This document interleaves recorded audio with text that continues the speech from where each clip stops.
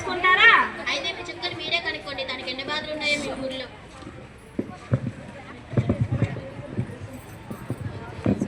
అమ్మా నీటి చుక్క, ఏమిటమ్మా నీ బాధ?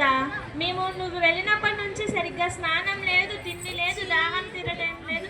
మేమేం పాపం చేశామమ్మా? రమణయ్య, నువ్వు ఒక్కడివని కాదు, మీ ఊర్లో అందరూ పాపం చేశారు. మేమేం పాపం చేశామమ్మా? చెప్తా చూడు. ఏమయ్యా, నువ్వేం చేస్తావు? నేను మోతుబరి రైతును. నా పొలాల్లో బోరుబావులు వేసి ఆ నీటితో పొలాల్లో వ్యవసాయం చేస్తా. అది తప్ప? అతి వాడకం అనర్థదాయకం. ఎక్కువగా బోరుబావులు త్రవ్వించడం ద్వారా భూగర్భ జలాలు ఇంకిపోయినాయి. నా నరాల్లో రక్తం పోయినట్టయింది. నీరసం, నిస్సత్తువ, మరలా భూగర్భ జలాలు వచ్చుటలేదు. ఇంత చిన్న విషయానికే ఊరు వదులుతావా? నువ్వేం చేస్తావయ్యా? నేను ఒక పారిశ్రామికవేత్తను. అయ్యా, నీ ఫ్యాక్టరీలోకి నేనే అధిక శాతంలో నీరు అందిస్తాను. బదులుగా నువ్వు నాకు విషయాన్ని అందిస్తున్నావు. నేనెలా బ్రతికేది? మరి నేనేం చేశానమ్మా? అయ్యా, నీ వృత్తి టిండర్ డిపో. ఇష్టం వచ్చినట్లు చెట్లన్నీ నరికేస్తున్నావు. వానలు పడకుండా చేస్తున్నావు. వాతావరణ మార్పులకు నువ్వే కారణం. నేను ఒక ఉద్యోగిని. నేనేం చేశానమ్మా?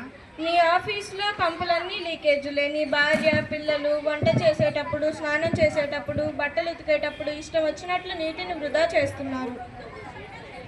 మాది పట్టణం. ఈ ఊరికి చుట్టం చూపుగా వచ్చా. మా ఊరు వచ్చే నీటి చుక్క. అయ్యో రామా, పట్టణమా? అస్సలు రాను. అక్కడ జనసాంద్రత ఎక్కువ, నీటి వాడకం ఎక్కువగా ఉంటుంది. నాకు అస్సలు ఊపిరాడదు. ఎక్కడ చూసినా నాకు గాయాలే. అయినా తరతరాలుగా మీ కుటుంబాలన్నీ నేనే పోషించుకుంటూ వస్తున్నాను. ఇక నా శరీరం సహకరించట్లేదు. నన్ను క్షమించండి, నేను రాను. మరి ఈ ఊరిలో ఏముందని వచ్చావమ్మా?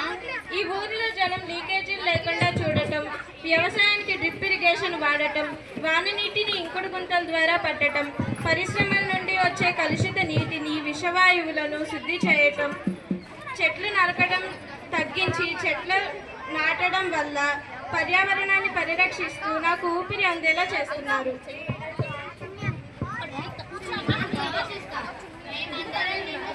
నా చిన్ని సంరక్షణ